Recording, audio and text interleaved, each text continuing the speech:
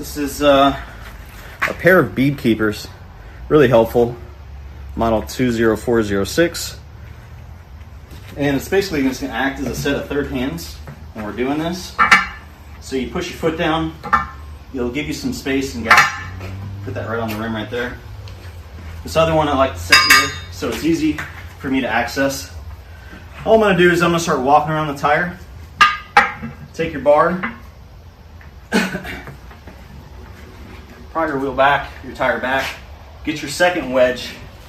While you're creating space, drop that second bead holder in there. Okay? I'm gonna come in, I'm gonna take another bite. Nice and easy. Not putting a lot of stress on the tire bead. And we're just gonna slide this down. Gonna do that again. Keep sliding it down. Keep working it around. Small bites is key. You don't want to damage that tire bead.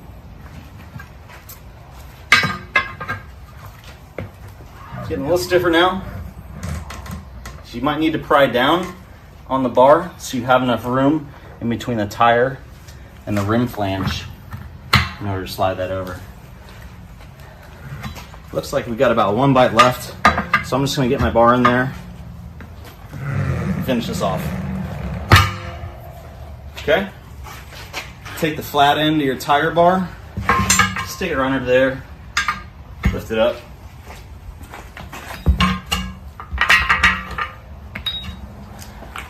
Here we go.